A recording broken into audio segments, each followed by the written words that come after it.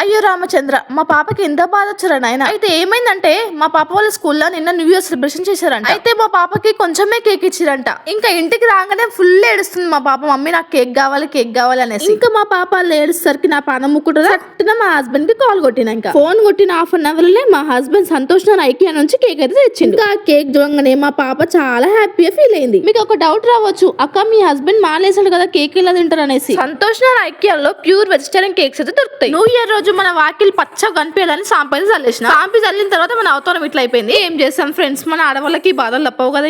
ఇంకా ముగ్గులేయడం అయితే స్టార్ట్ చేసాము. ఆ రోజు బయట చలి మాత్రం బీభత్సంగా ఉంది. 10 గంటలకు మొదలు పెడితే టైం 12 అయినా కానీ ఒడవలేవు ఆ రోజు ముగ్గులు అయితే. 12 అయింది. కేక్ గోదాం అనేసరికి మా పాప ఫుల్ డిచ్ స్లీప్ అవుతుంది. లేవు చిన్నారి కేక్ గోదాం అనేసరికి సట్న లేచి కూర్చుంది. ఇంకా నేను మా అత్తయ్య మా పిల్లలతో అయితే కేక్ అయితే కట్ చేసాము. చాలా హ్యాపీ అనిపించింది ఇయర్ అయితే. ఇవన్నీ చూస్తుంటే మన చిన్ననాటి జ్ఞాపకాలన్నీ గుర్తొస్తుంటాయి. మేము చిన్నప్పుడు న్యూ ఇయర్ ఎలా చేస్తుంటామంటే క్లాస్ మొత్తం మనైతే కండక్ట్ చేస్తుంటే 10 రూపీస్ లేదా 20 రూపీస్. ఇంకా బోర్డు మీద కలర్ చాపీస్ తోటి మంచిగా డెకరేట్ అయితే చేస్తుంటే.